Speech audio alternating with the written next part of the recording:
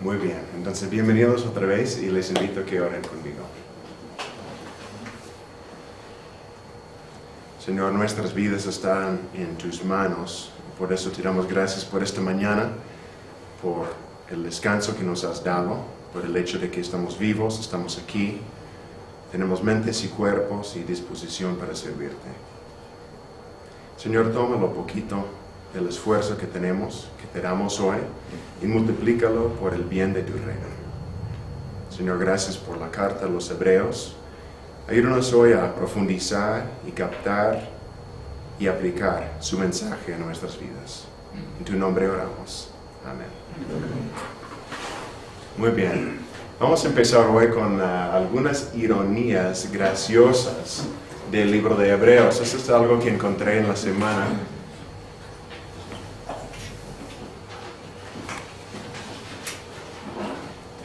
Dice el señor Weist Fanning cuatro cosas chistosas acerca del libro de Hebreos. En primer lugar dice, se llama la epístola a los Hebreos, pero es el libro tal vez más griego del canon, en primer lugar. En segundo lugar, es una carta, pero no empieza como carta, como vimos la semana pasada. Y si alguien puede encontrar el capítulo 13, versículo 22, y leerlo en voz alta, vemos ahí que, según el autor, es una carta breve, pero tiene 13 capítulos. Adelante. Hermanos, les ruego que reciban bien estas palabras de exhortación, ya que les explico Brevemente, pero 13 capítulos. Y al final dice, no da indicaciones de su autor ni el contexto de su redacción.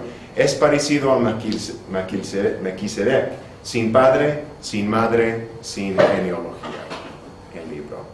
Muy bien, pues hoy vamos a ver algunos temas, cosas que no tocamos la semana pasada. La semana pasada vimos cosas de autoría, fecha, los destinatarios, ¿verdad? Hoy vamos a ver el texto en sí, sus temas, brevemente su teología, 3 aspectos literarios, su contexto canónico, o sea, su relación con otros libros en la Biblia. Vamos a mencionar la exégesis breve de algunos textos clave, en particular el capítulo 7 de Melquisedec, mencionar la aportación única de Hebreos y aterrizar algunos de los puntos del mensaje de Hebreos para la iglesia hoy, y al final tendremos tiempo para hablar de las tareas un poco, las asignaturas. ¿Okay? En primer lugar, vamos a hablar del texto de Hebreos. Y para introducir esta sección quiero mencionar cuál es la crítica textual, porque a veces este tema es algo nuevo para algunos. Como ustedes saben, hoy no tenemos los manuscritos originales de la Biblia, ¿verdad? No tenemos las cartas originales, los libros de los autores, ¿no? Desde hace siglos. Lo que sí tenemos hoy son copias de las copias. Ni siquiera tenemos copias de las originales, sino copias de las copias. A través entonces de las generaciones de las copias, han generado algunas pequeñas diferencias o discrepancias en esta historia de redacción. Entonces la crítica textual es una ciencia o un estudio en la cual procura establecer, por medio de la investigación de las copias divergentes, cuál forma del texto debería considerarse como la más cercana al original. ¿Sí? Hoy no traje mi Nuevo Testamento en griego, pero hay apéndices de muchas páginas al final que da una lista de los papiros, le llaman unciales, muchos documentos diferentes que han sido descubiertos, que se usan para comparar estas versiones diferentes. Entonces, todas nuestras Biblias hoy, de alguna manera, son producto de la crítica textual, de este estudio, ¿verdad? Y gracias a Dios se siguen encontrando copias adicionales, fragmentos, que siempre aumentan y mejoran este estudio. Por ejemplo, la versión o las versiones Reina Valera están basadas en lo que se llama el textus receptus o el texto recibido. Este término refiere a un texto griego que editó Erasmo de Rotterdam, un holandés en el siglo XVI. Él juntó todos los manuscritos en griego que podía y las más antiguas en ese entonces databan del siglo X. O sea, eran manuscritos encontrados a partir del siglo X. Los juntaba, los comparaba y él hizo su texto en griego, ¿verdad? Y esto fue la base de la traducción original de la Reina Valera y la mayoría de las versiones subsiguientes, ¿sí? Incluyendo la versión del año 60, que es la más común, la más popular en todo el mundo hispanohablante, ¿verdad? La versión NBI, simplemente para comparar, no utilizó ningún texto como base en sí, sino es un proceso en el cual los manuscritos más antiguos tienen más peso. La ventaja, en cierto sentido, de la NBI es que toma en cuenta manuscritos muchos más tempranos que la versión que usó Erasmo. Dije que Erasmo tenía textos los más antiguos, de los cuales venían del siglo X. Pero la NBI ha podido usar versiones del siglo IV y hasta el siglo III, como el papiro 46, que también contiene la mayoría de hebreos. Entonces, cada versión tiene su pro y sus contras, y no es el momento para hablar de cosas buenas y malas de la Reina Valera ni la NBI, pero simplemente que es una ciencia en proceso, y reconocer que siempre, y a veces en los apuntes, ¿verdad?, de las Biblias nuestras, sobre todo las Biblias de estudio, menciona a veces algunas pequeñas diferencias de vocabulario y una frase que sí aparece en algunos manuscritos y otros no, etc. Pero sin embargo, como cristianos afirmamos que el Espíritu Santo, el que inspiró las Escrituras en el primer lugar, sigue trabajando, sigue inspirando su palabra hoy a través de la lectura y el estudio de ella en estos días, ¿verdad? Ahora, hablando de Hebreos, tenemos algo interesante. Dice el estudioso Lane que en cuanto a la transmisión del texto griego de Hebreos, el 77% o 234 versículos de 303 son libres de variaciones, que no hay ninguna diferencia en 3/4 de los versículos, y en general el texto es bien preservado.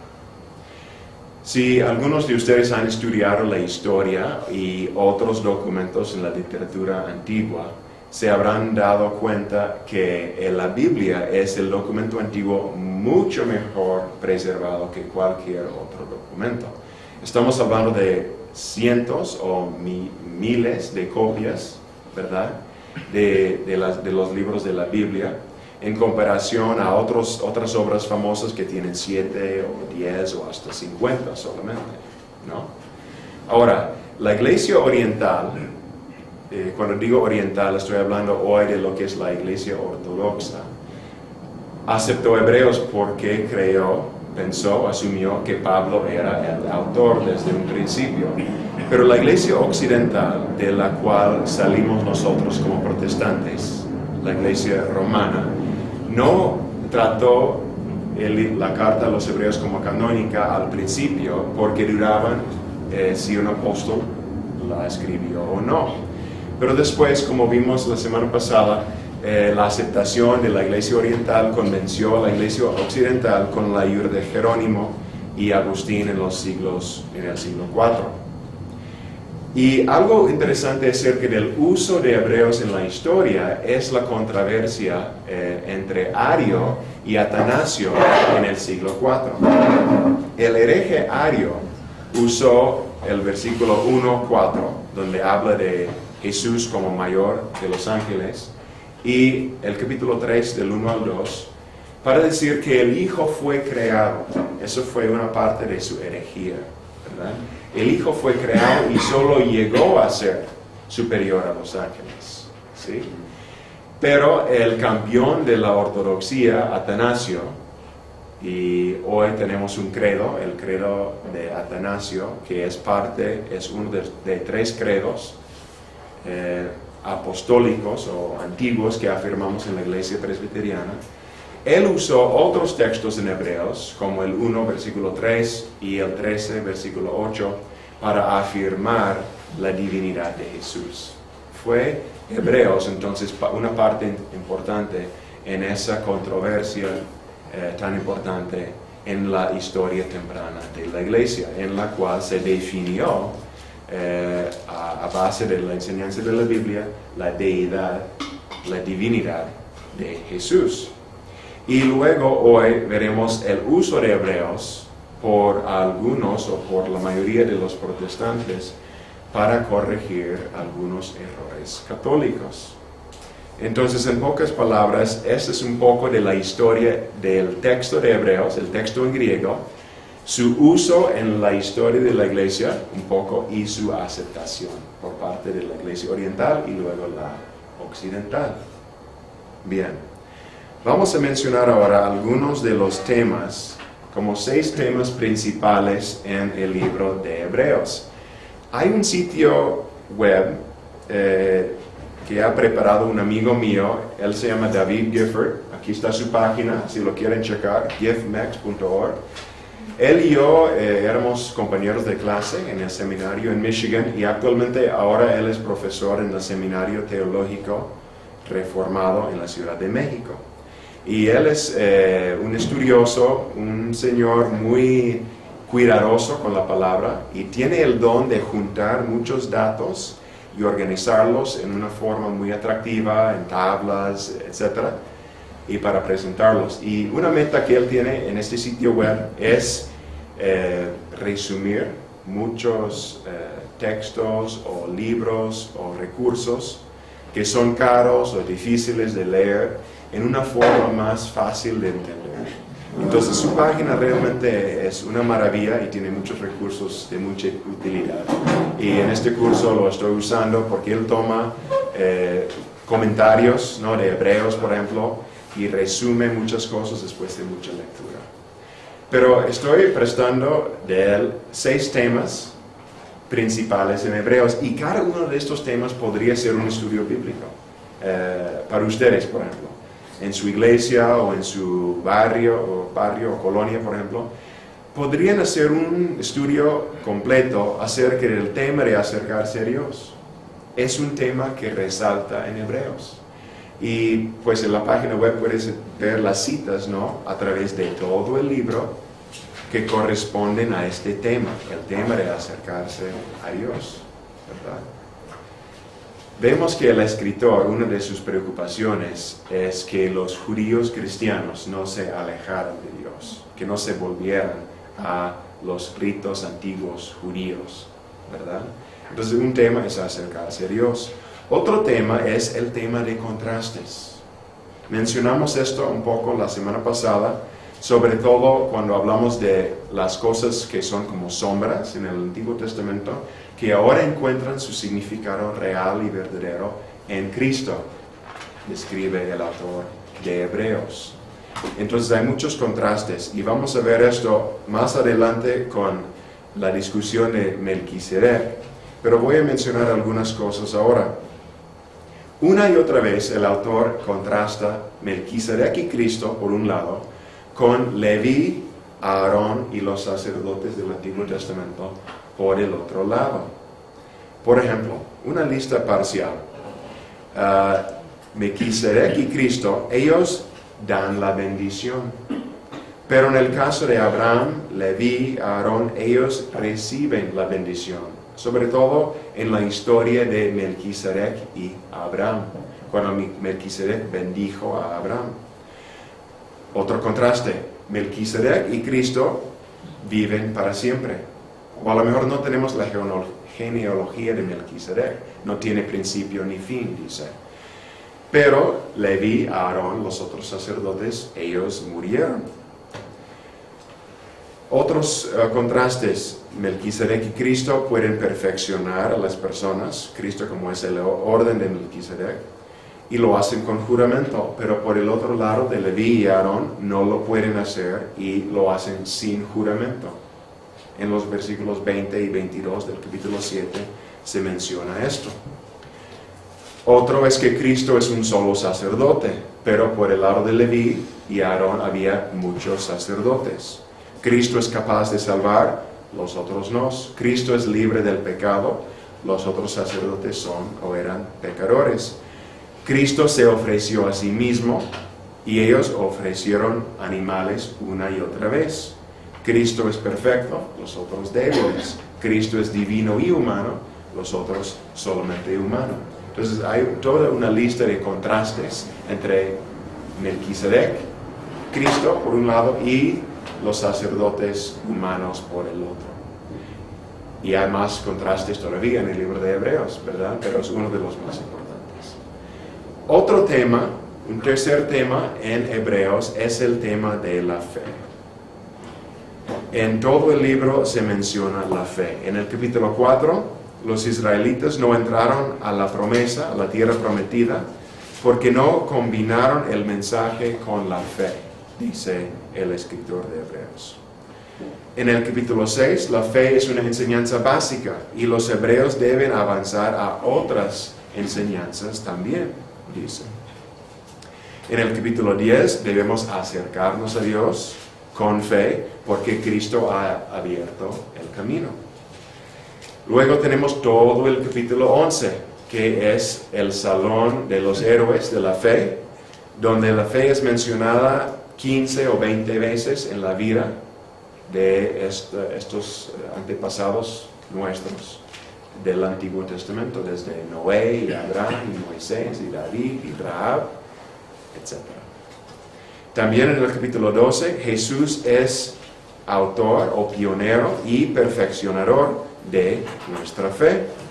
Y al final del libro, en el capítulo 13, los destinatarios deben imitar la fe de sus líderes anteriores. Entonces el tema de la fe es algo importante en Hebreos. Otro tema que sería interesante para un estudio bíblico también, por ejemplo, es el tema de los peregrinajes. En el capítulo 3 y 4 tenemos el movimiento hacia el reposo de Dios. Tenemos la historia de Israel en Canaán y habla el escritor de Hebreos de la diferencia entre el reposo de Josué en Canaán y el reposo eterno que ahora goza el pueblo de Dios en Cristo. Hay movimiento hacia el reposo. Movimiento significa este tipo de peregrinaje o jornada, ¿verdad?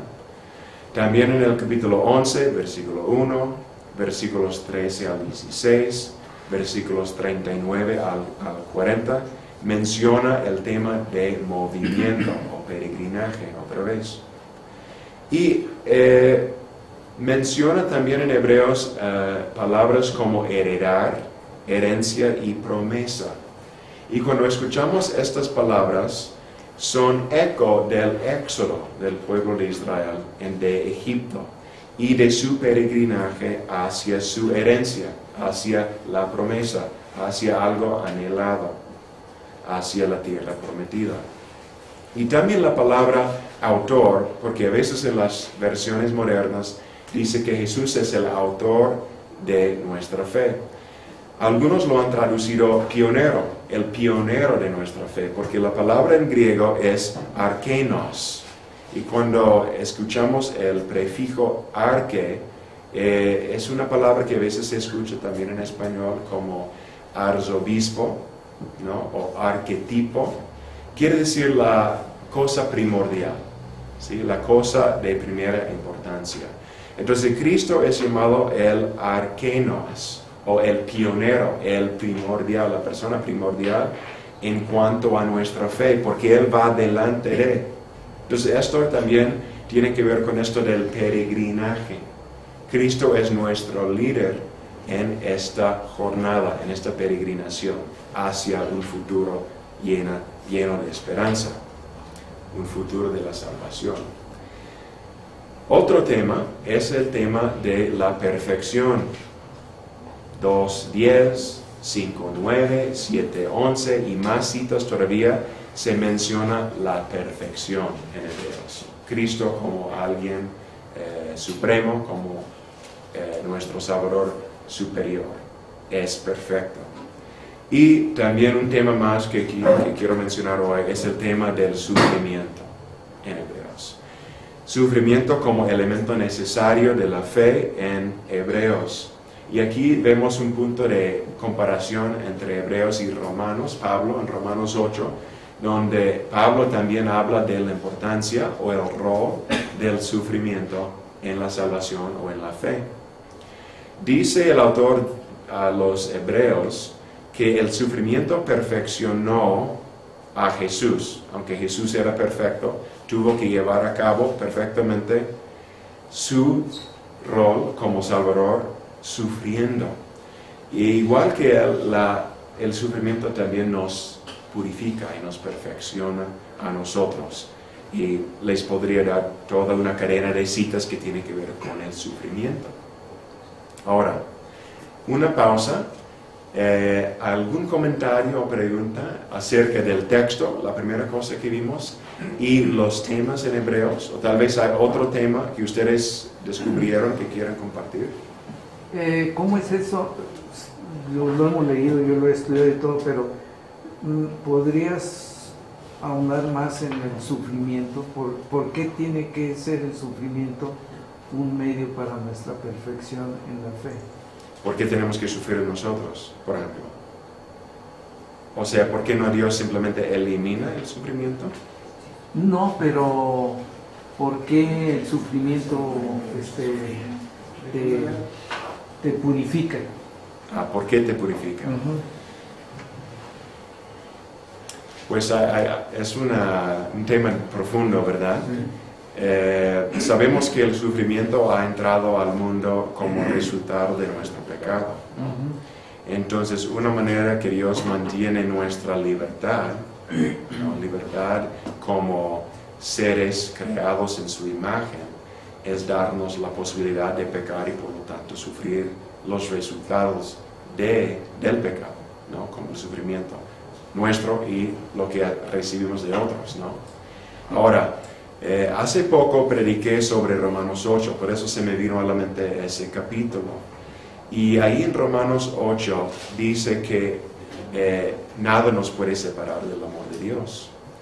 Y una cosa que descubrí o reaprendí en ese estudio fue que mucha gente que ha sufrido comparte que fue lo único que Dios pudo haber usado para acercarles a Dios, ¿no? Para resaltar su necesidad. Recuerdo un libro, por ejemplo, que leí que se llama Una misericordia severa. Así se llama el libro. Y en ese libro el autor habla del sufrimiento en su vida, que fue una misericordia severa por parte de Dios para acercarse a Él. Entonces, en pocas palabras, vemos cuando platicamos con gente que ha sufrido, que Dios ha utilizado el sufrimiento en maneras positivas a pesar de lo difícil que es. ¿Sí? Pues es una respuesta parcial y a lo mejor ustedes pueden mejorar esa respuesta con otros aspectos. ¿Sí? Tengo 3 amigos a quienes quiero mucho durante 20 y tantos años. Y estos 3 amigos, en mi concepto, en mi opinión, de acuerdo a lo que vemos en ellos, se han alejado del Señor, ya no van ni a la iglesia, ni quieren nada con el Señor. ¿Qué significa eso? ¿En qué situación se encuentran ellos?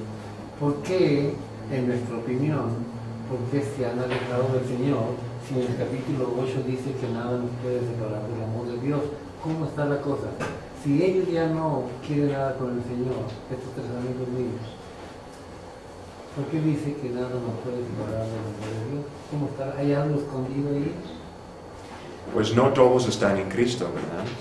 No todos están en Cristo, pero para los que sí están en Cristo, nada los puede separar, ¿verdad? Pero se me hace que es un tema un poco de Romanos 8 y no tanto de Hebreos, ¿sí? O sea, No, yo no tengo pues esa inquietud, pero sí he visto que se da muchísimo en el libro de Hebreos, porque en lo personal yo veo que hay muchas citas con las cuales habla de seguridad, de la eterna seguridad que podemos tener en Cristo Jesús, pero muchas personas, para muchas personas el libro de Hebreos es muy controversial por eso, porque por otro lado encuentra que enseña lo contrario, que no puede haber una seguridad eterna de salvación en Cristo.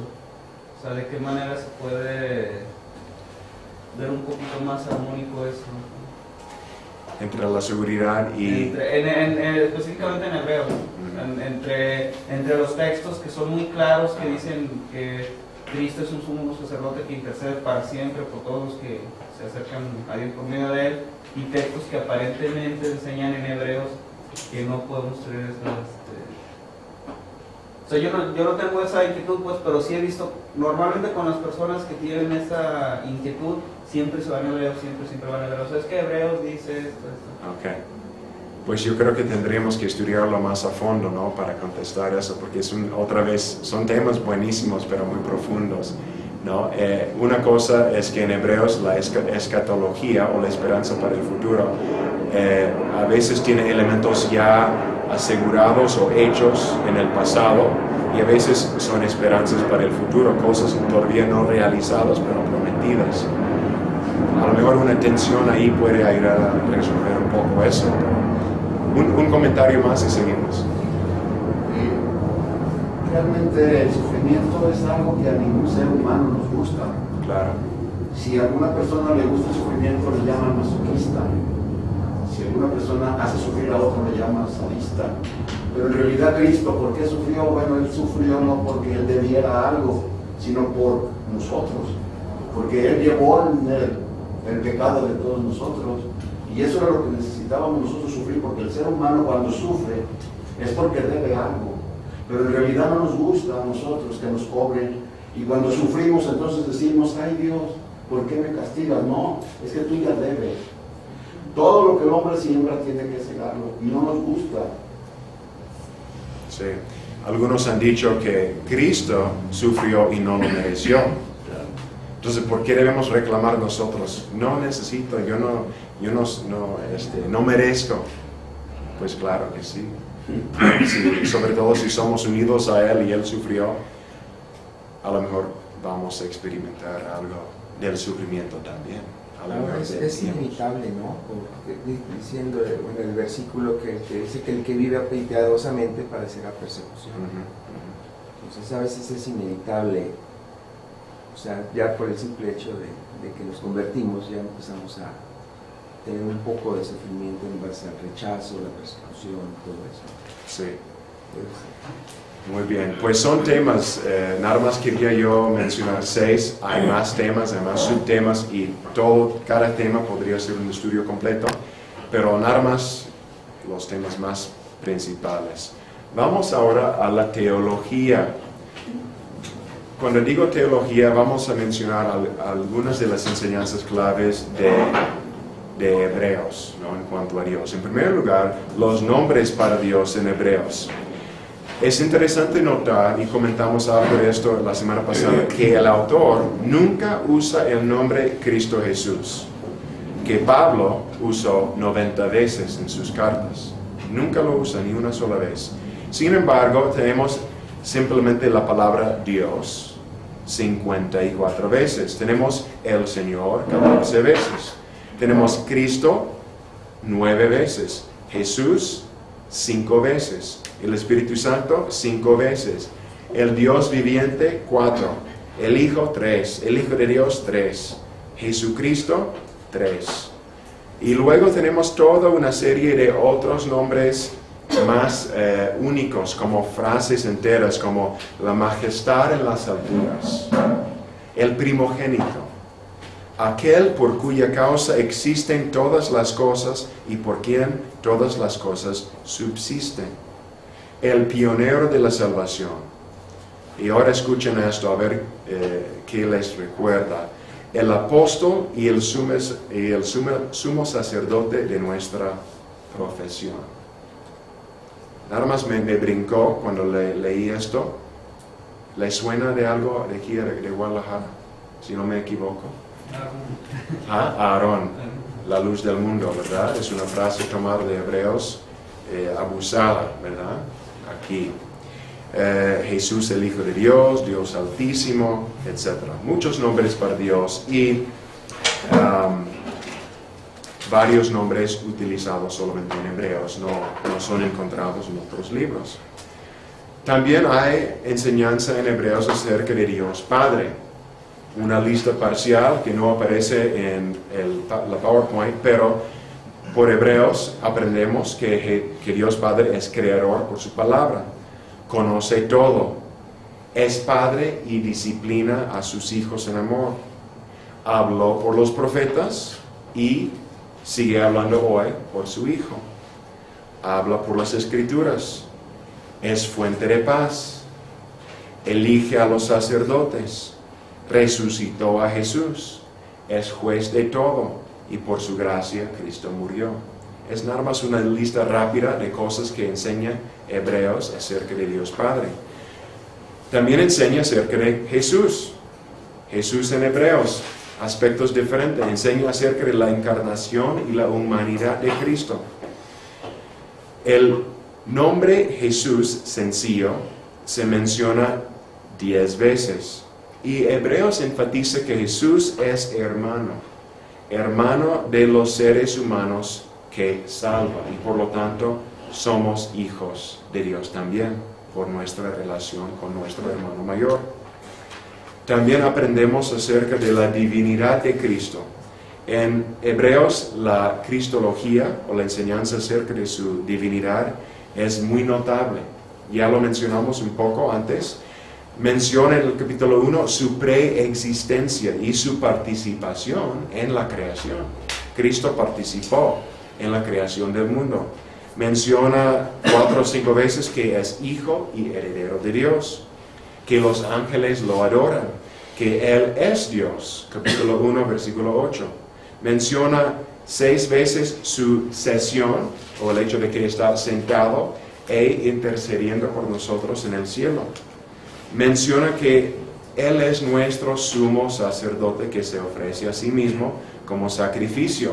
Varias veces en los capítulos 5 al 10 menciona también su victoria sobre el diablo. Son enseñanzas acerca de la divinidad de Cristo. También su obra. Un estudioso, Ellingworth, dijo: el autor no separa la persona de Cristo de su obra. Ambos títulos claves, hijo y sumo sacerdote, son funcionales. Específicamente son relacionados, hijo y sumo sacerdote, con su muerte y su exaltación. También tenemos enseñanza en Hebreos acerca de la muerte de Cristo, que el nuevo pacto, también como afirma Pablo, 1 Corintios 11, es a través de su cuerpo y sangre.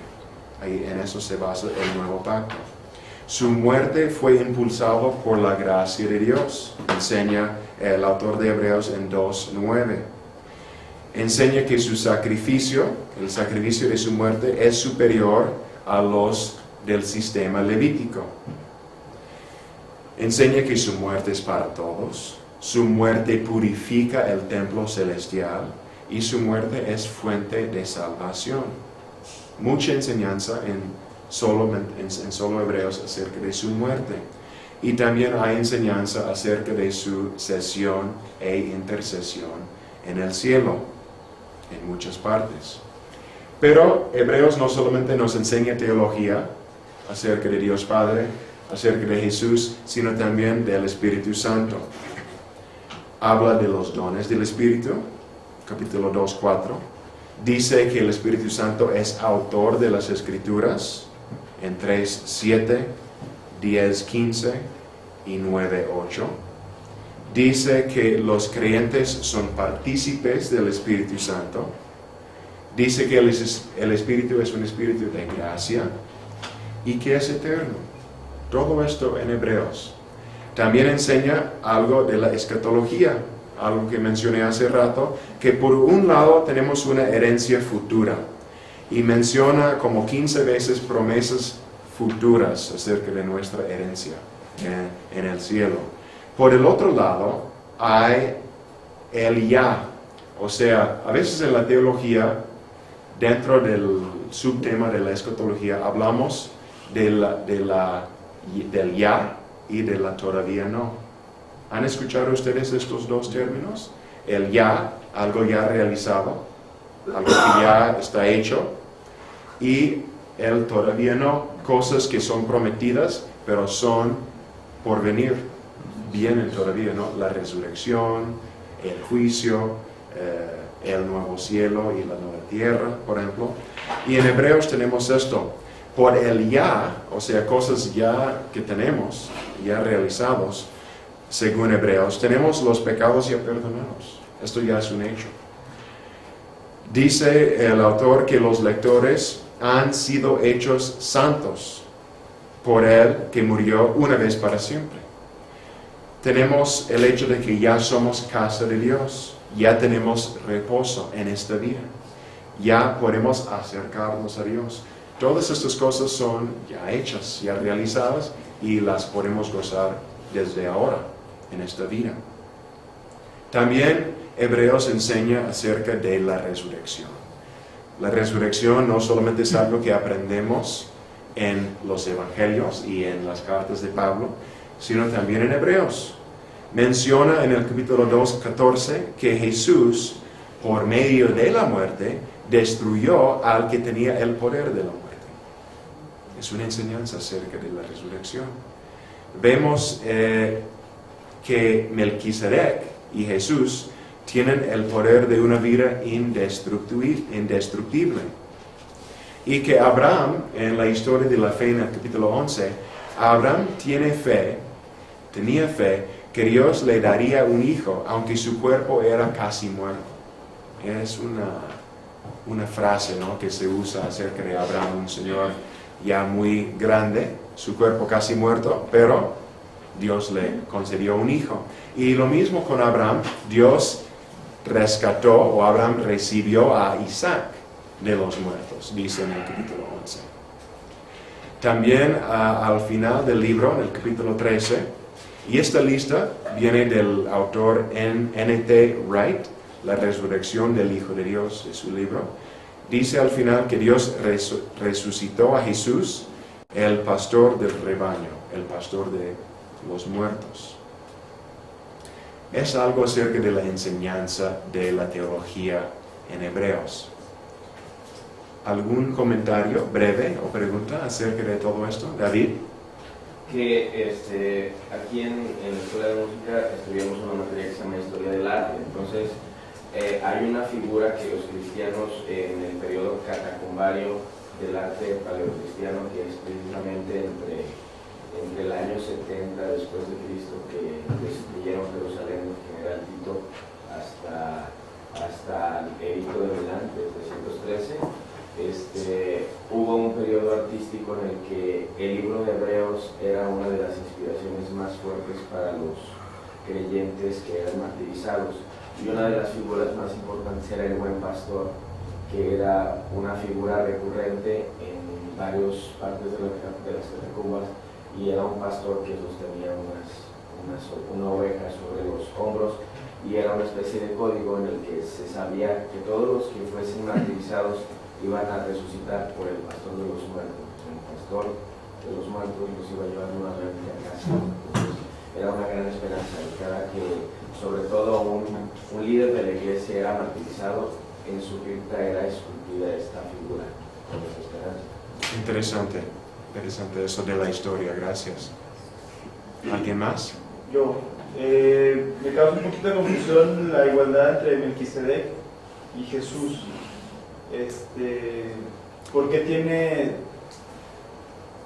qué se basan para dar esa igualdad en el libro? Sí, vamos a ver más acerca de la enseñanza de Melquisedec en otra sección, pero lo que es aparente es que el autor de Hebreos toma el ejemplo de Melquisedec, que es brevemente mencionado en el Antiguo Testamento, y lo aplica a Cristo.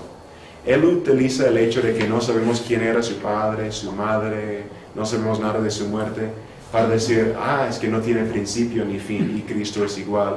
Y lo usa como trampolín para brincar a Cristo, ¿no?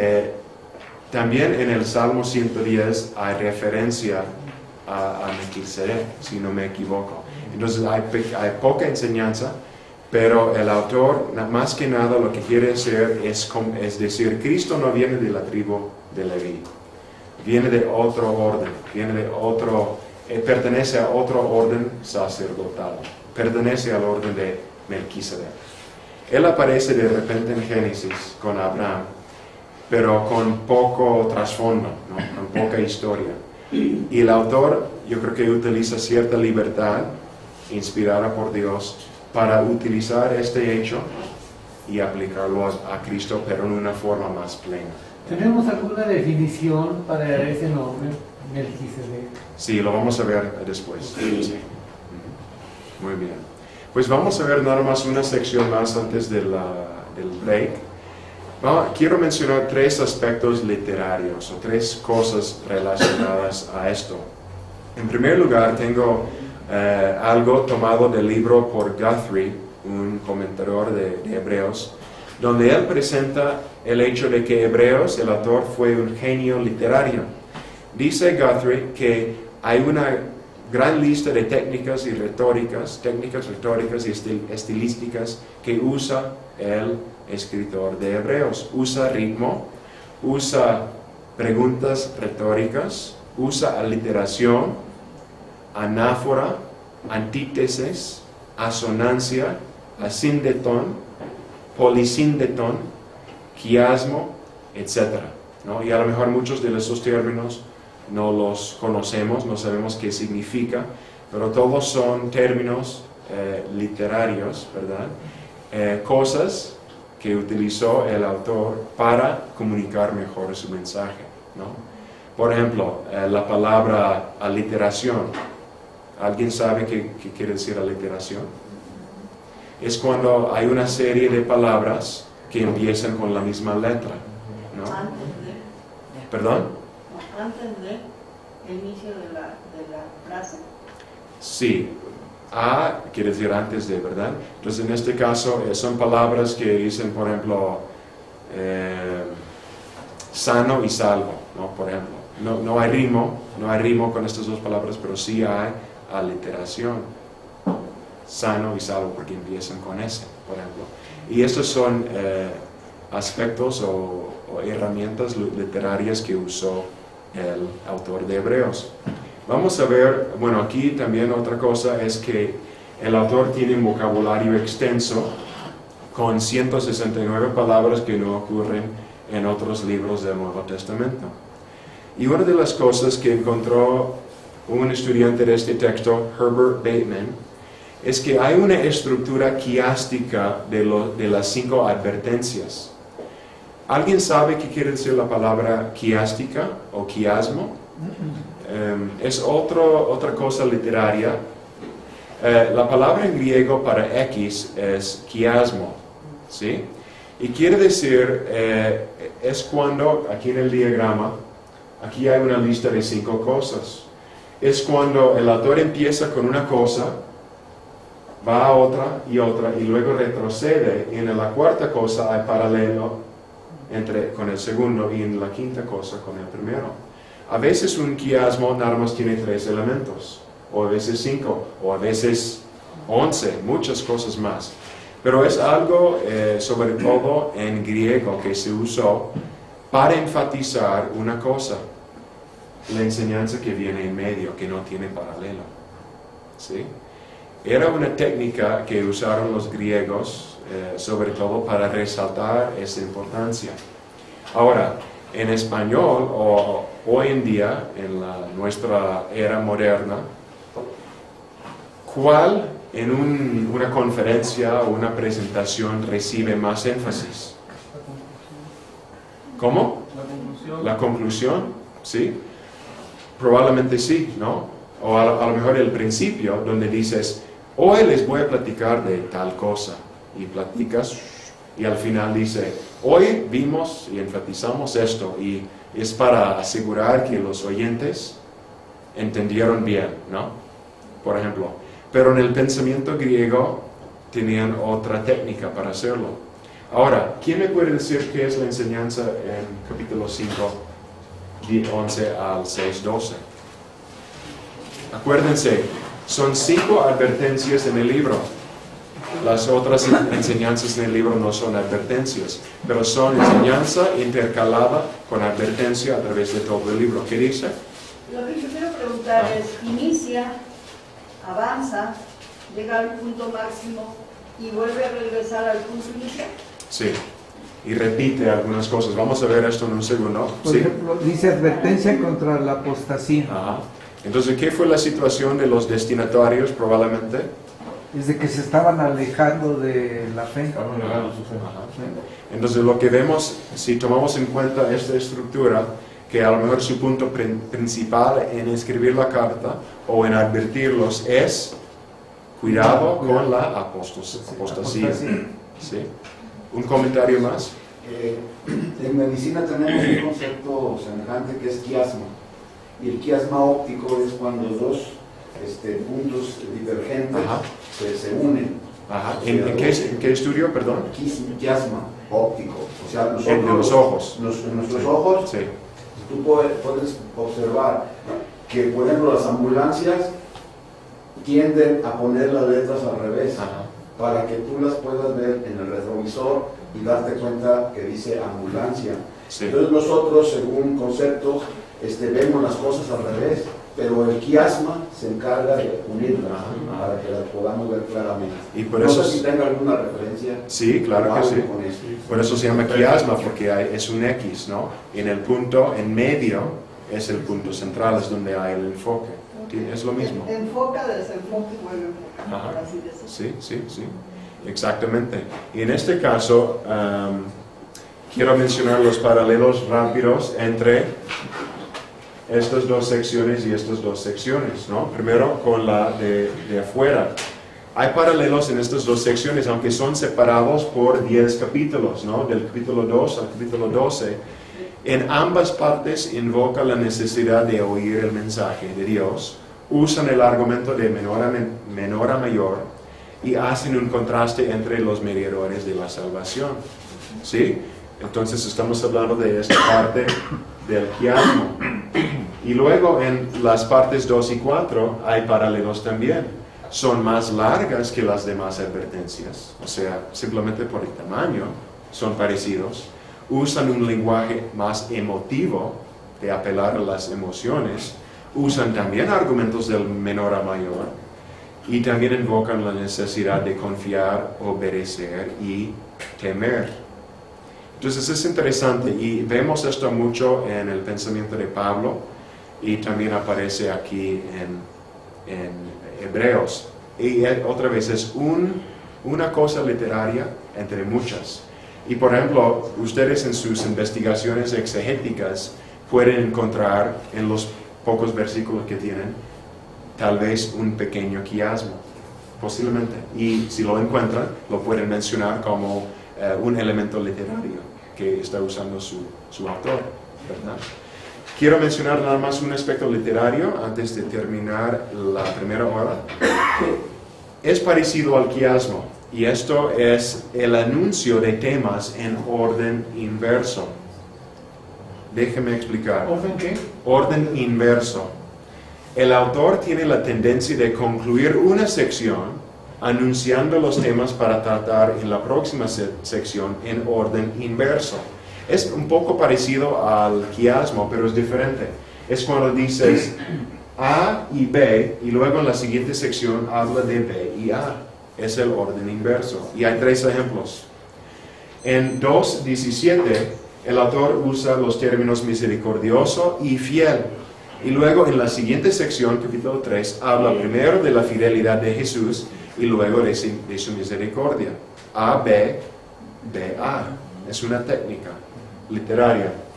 Otro ejemplo, en 5, 9 y 10, describe a Jesús como la fuente de la eterna salvación y como sacerdote en la línea de Melquisedec. En el capítulo 7 vemos primero su relación con Melquisedec y en el capítulo 8 lo de la fuente de salvación, A, B, B, A. Y un ejemplo más, en el capítulo 10 habla de paciencia y fe, y luego en el capítulo 11 tenemos el capítulo famoso de la fe, y en el capítulo 10 habla luego de la paciencia delante o en medio de las tribulaciones. ¿Sí? Entonces es interesante ver y mencionar algunos de estas cosas literarias porque nos ayudan a entender mejor. Un comentario. Lo único que quiero entender es el propósito de hablar A, B y luego de B a A, ¿es para reafirmar el punto principal? Es para reafirmar y también es para dar una secuencia, un flujo al pensamiento, ¿no? Paciencia, fe. Y ahora la fe y ahora la paciencia, ¿no? ¿Perdón? Para reafirmar, ya dijimos primero. Puede ser. Y pues en el pensamiento hebreo vemos, por ejemplo, otra cosa como el paralelismo. En los salmos, en los proverbios, donde dice una cosa, luego dice lo mismo, pero con otras palabras, ¿no? Y ese doble énfasis del paralelismo es otra técnica, por ejemplo, ¿no? Muy bien. Ok, vamos a tomar un break. Y